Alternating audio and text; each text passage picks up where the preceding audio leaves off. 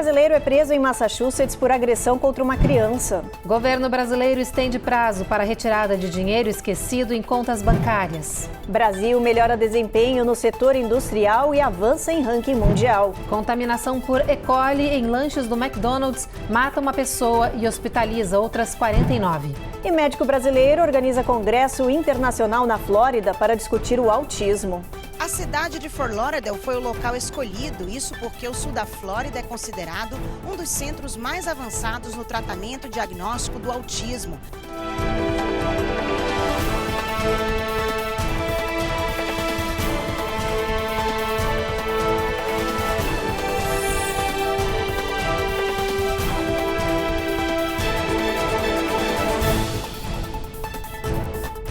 Olá, boa noite. Boa noite. A Polícia de Imigração anunciou que prendeu um brasileiro no estado de Massachusetts acusado de crimes graves e violentos contra uma criança. O caso aconteceu na cidade de Marlborough e o brasileiro, que foi entregue à custódia do ICE, vai ser expulso daqui dos Estados Unidos. O brasileiro de 24 anos foi identificado como Matheus Silva Kerkowski.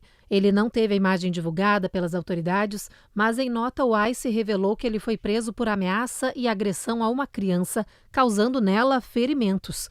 Além de agressão a um outro membro da família, com 2 acusações de estrangulamento e uma de intimidação. As identidades das vítimas foram preservadas. As autoridades de Massachusetts disseram-se chocadas com os atos extremamente violentos do brasileiro e que a comunidade local pode agora respirar aliviada com sua detenção. Matheus já compareceu à Justiça de Massachusetts e foi indiciado pelos crimes, mas a custódia dele foi passada para a imigração, que assumiu o caso, já que o brasileiro estava aqui nos Estados Unidos de forma ilegal. Dados do governo mostram que ele entrou no país em 2021, perto de San Luís, no Arizona, e pediu asilo. Depois, violou as medidas migratórias e desapareceu. Com isso, recebeu ordem de deportação. O ICE só conseguiu localizá-lo agora, quando a polícia de Massachusetts realizou a prisão neste mês. Matheus será expulso do país.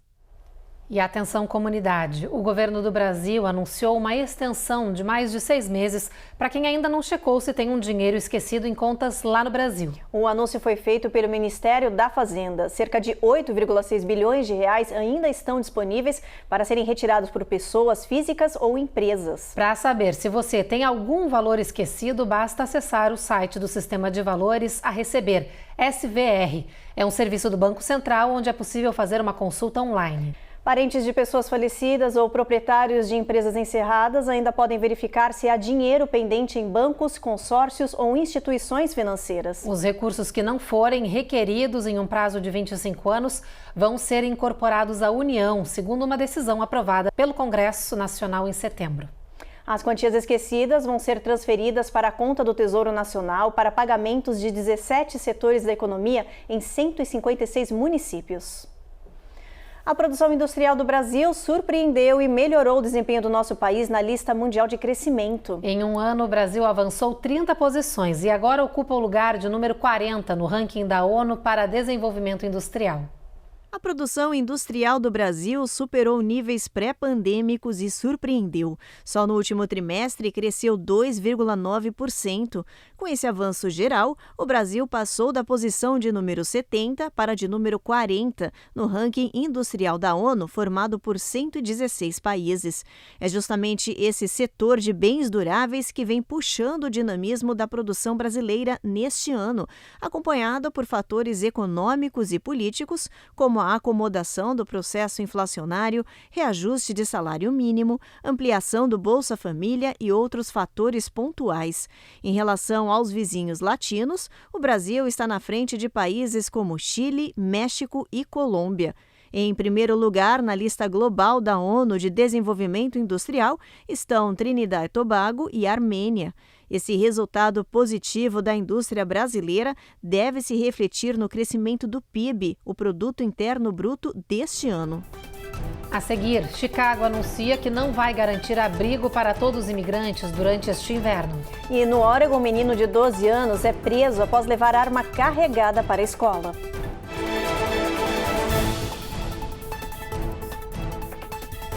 Américas no ar. Oferecimento Rejab Ship. Melhore agora sua qualidade de vida. Uninter, a melhor faculdade para brasileiros nos Estados Unidos. Acesse uninteraméricas.com e inscreva-se já. Oi, gente, eu sei que tá no intervalo do jornal, mas A gente tem um recadinho, vamos ficar um pouquinho mais próximo? Se inscreve aqui no nosso canal. dá aquela curtida e ativa o sininho, não esquece, hein? Isso aí.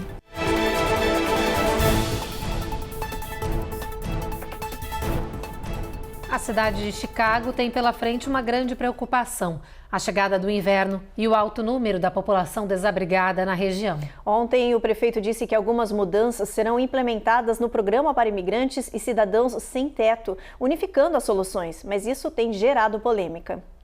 Chicago adotará uma nova abordagem para ajudar os desabrigados a partir de 1º de janeiro.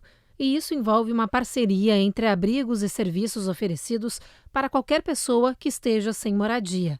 Será uma unificação de solução com foco, segundo o prefeito, em contemplar todos de forma igualitária, desde recém-chegados a pessoas que estão há algum tempo em situação de rua. Mas enquanto o plano está sendo elogiado por trazer equidade para lidar com o problema da falta de moradia, colocar os desabrigados cidadãos de Chicago nos mesmos abrigos que os imigrantes está levantando preocupações. I think that we are nervous because these are different populations that have radically different needs. Para ativistas, essas são duas populações que têm diferentes necessidades e unificar os desabrigados, cidadãos e imigrantes, pode gerar uma redução no número de leitos disponíveis durante o rigoroso inverno. So you're looking at about 1,200 people who won't have beds.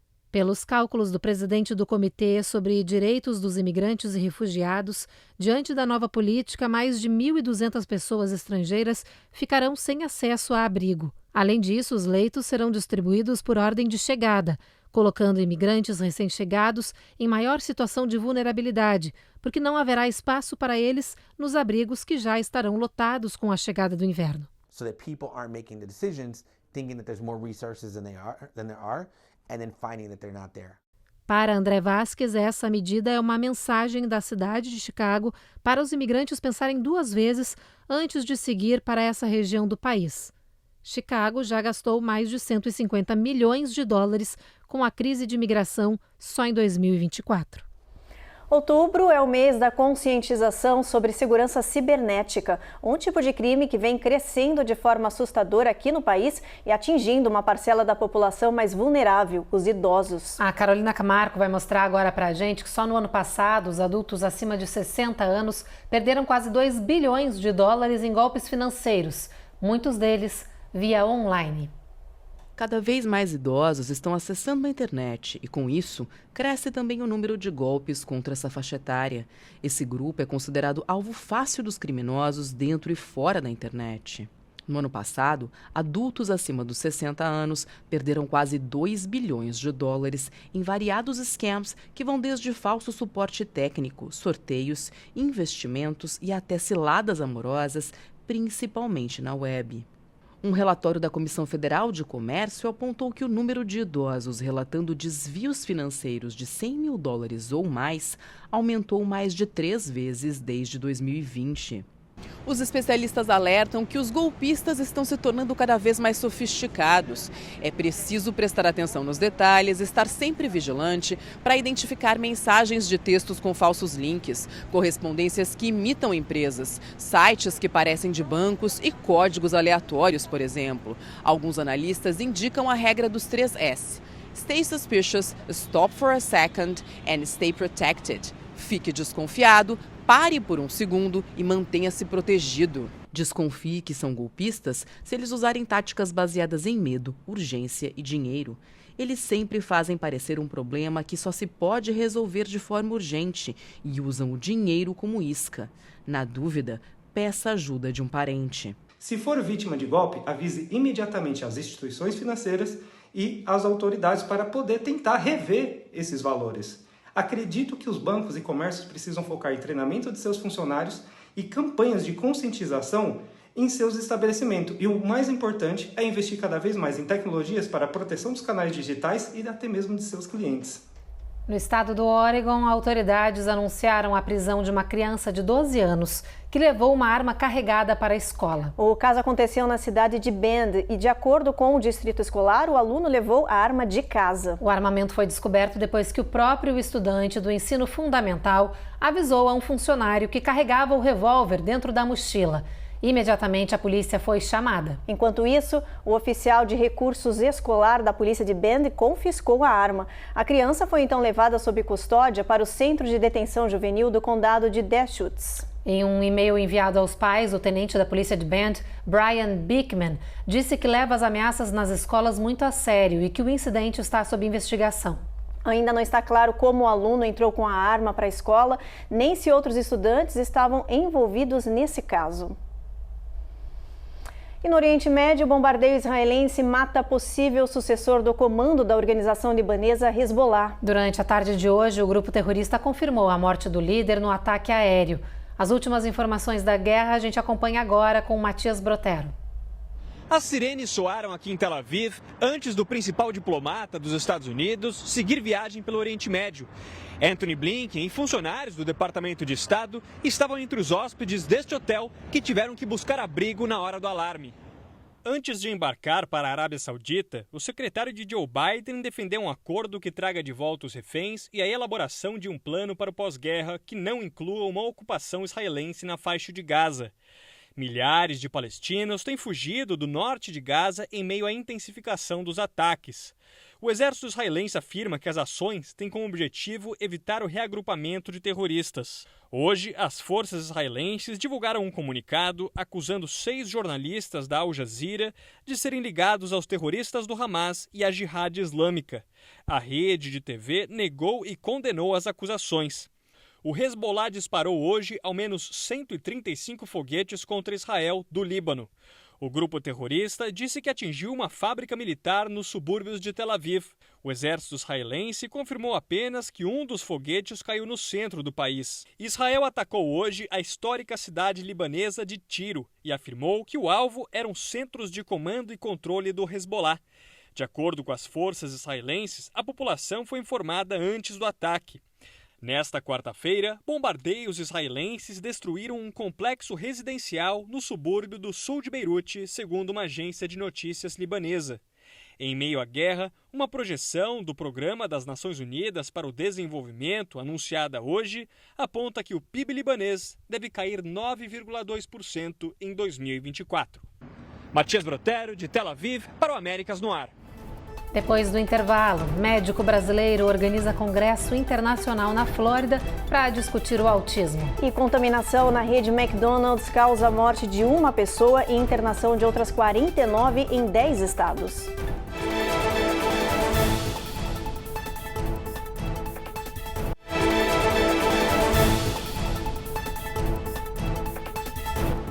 Vai acontecer em Fort Lauderdale, na Flórida, um congresso internacional sobre espectro autista que promete reunir especialistas brasileiros e americanos, pais, educadores e interessados no tema. A ideia é apresentar os novos avanços em diagnósticos e tratamentos, além de aumentar a conscientização sobre esse transtorno. Quem nos mostra agora os detalhes desse evento é a repórter Cone Rocha. O congresso Autism Safe Journey Follow the Science foi organizado pelo médico brasileiro Carlos Gadia e sua esposa, Grazi Gadia. O evento vai receber os mais renomados especialistas na área de saúde para abordar temas como diagnóstico, tratamento e inclusão de pessoas com autismo. O encontro é voltado para famílias que convivem com o transtorno, para profissionais da saúde e da área de educação que buscam se atualizar. A cidade de Fort Lauderdale foi o local escolhido, isso porque o sul da Flórida é considerado um dos centros mais avançados no tratamento e diagnóstico do autismo, com profissionais, clínicas e escolas altamente qualificadas, além de uma grande comunidade de brasileiros e latinos. O congresso será nos dias 8 e 9 de novembro em Fort Lauderdale, com tradução simultânea para o português. Quem participar do encontro vai receber um certificado emitido pela Universidade de Miami. Para garantir a vaga, é preciso entrar no link da bio do Instagram oficial do evento, Autism Safe Journey. Vai ser um simpósio de altíssima qualidade, com alguns dos melhores profissionais do mundo em relação ao autismo. Ele é um simpósio que quer e vai receber não somente profissionais de saúde e educação, mas também famílias, né, dentro da comunidade do autismo, né, aqui no sul da Flórida, nos Estados Unidos inteiro, e com muita gente vindo do Brasil, inclusive profissionais e famílias.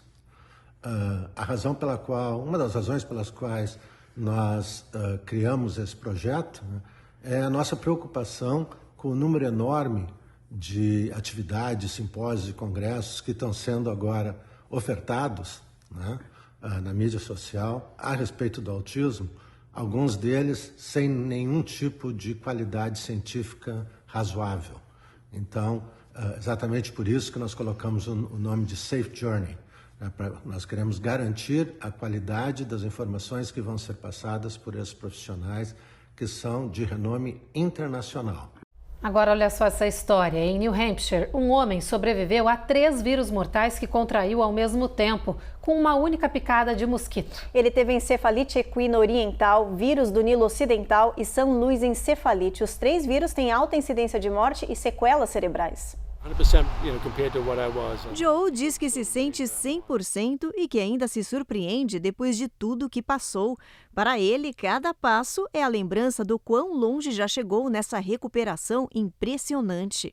No último verão, Joe Casey, de 55 anos, foi picado por um mosquito que transmitiu ao mesmo tempo 3 vírus mortais diferentes. Triple E, and then they also tested for St. Louis and West Nile, so I got all 3. Triple E, vírus do Nilo Ocidental e encefalite de São Luís. Eu simplesmente caí no meio da sala e desmaiei. E minha família me levou para o hospital, conta Joe.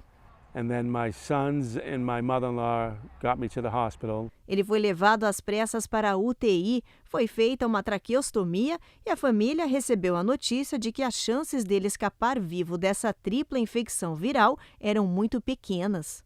We were incredibly scared. A esposa diz que foram semanas assustadoras esperando pelo pior, até que Joe simplesmente se recuperou sem nenhuma sequela cerebral.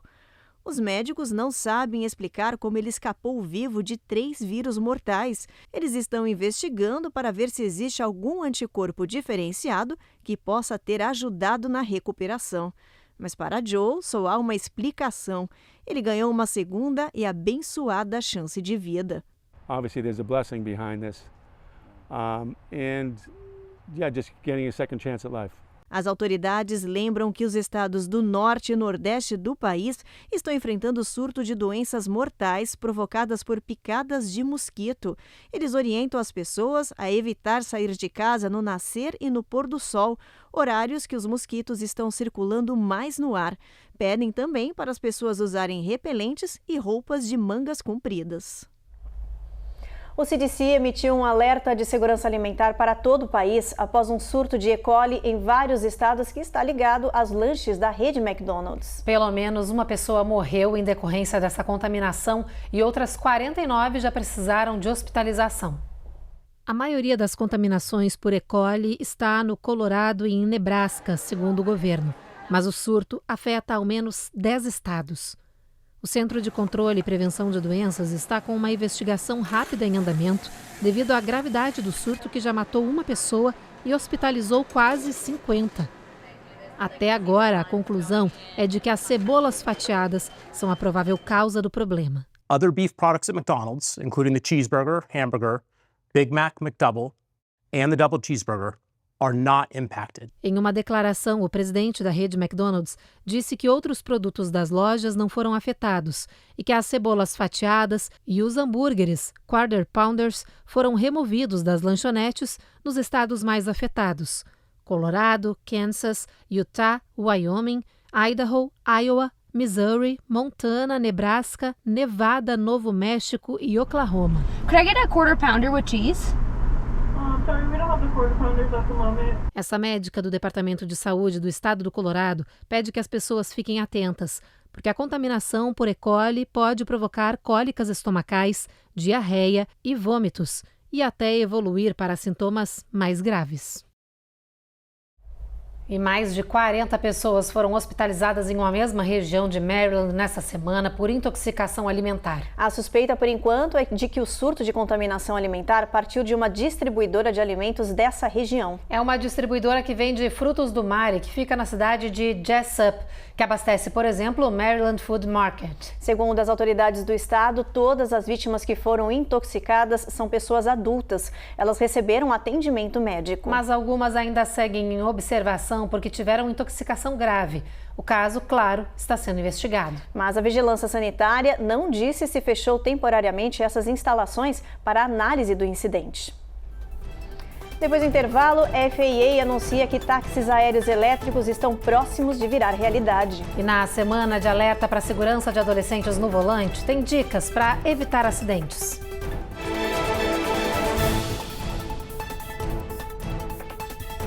Américas no ar. Oferecimento. Rejup Chip. Melhore agora sua qualidade de vida. Uninter. A melhor faculdade para brasileiros nos Estados Unidos. Acesse uninteraméricas.com e inscreva-se já.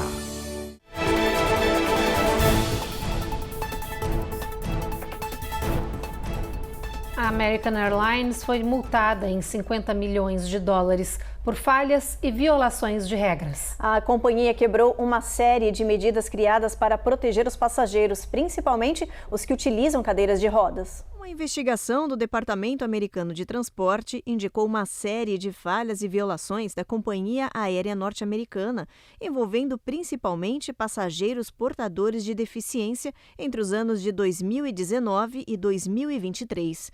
Nesses 5 anos, mais de 10.700 cadeiras de rodas e scooters de mobilidade foram danificados ou quebrados por falta de assistência, cuidados ou armazenamento correto dos funcionários.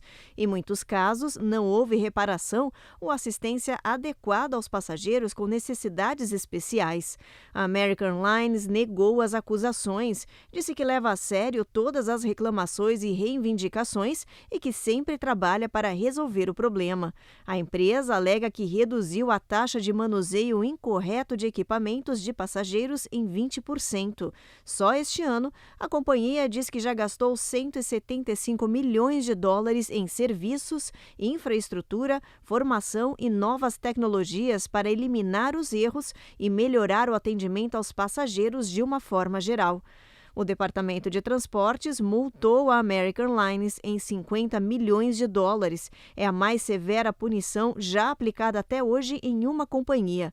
A agência disse que está investigando outras empresas aéreas. Vamos dar uma olhadinha na previsão do tempo, vamos dar uma olhadinha, ver como é que vai estar o clima amanhã em boa parte do país no nosso mapa. Olha, Boston a gente tem tempo encoberto, mínima de 45, máxima de 66.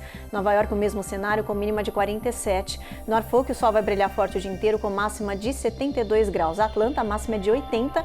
Já na Flórida a gente tem sol brilhando em Jacksonville e Tampa e chuva em Miami. New Orleans tempo encoberto com máxima de 86. Já em Houston, sol vai brilhar forte aí o dia inteiro com máxima de 87 e mínima de 66.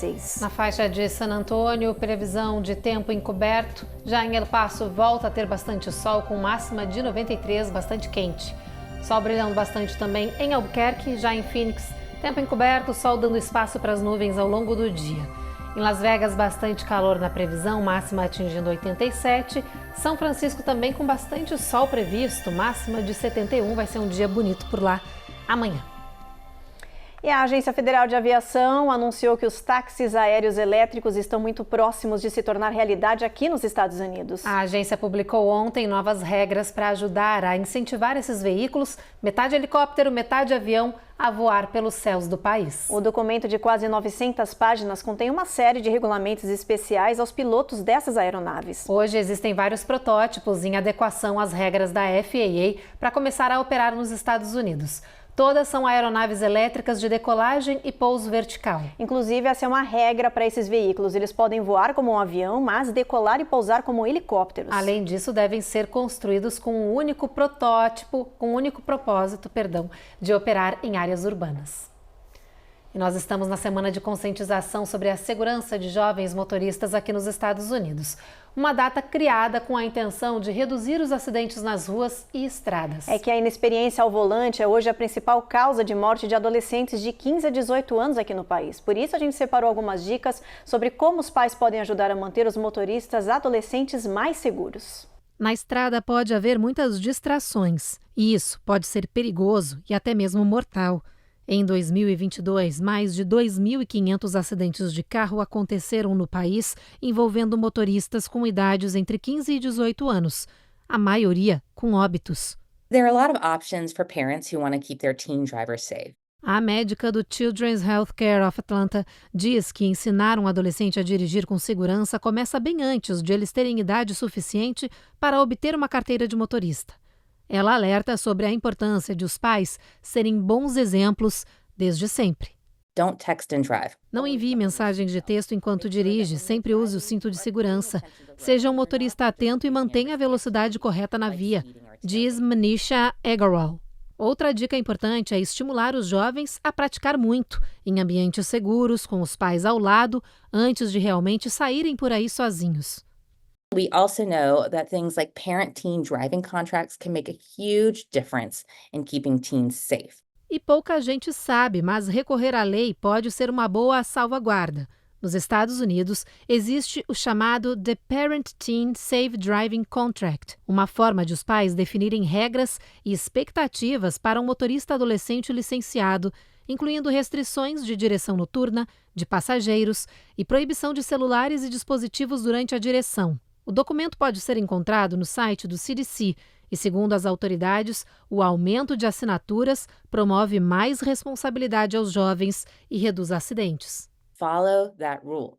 We know that when teens drive late at night. A Administração Nacional de Segurança de Tráfego em Rodovias diz que também é importante que os pais conversem com seus filhos sobre os perigos de uso de drogas e álcool.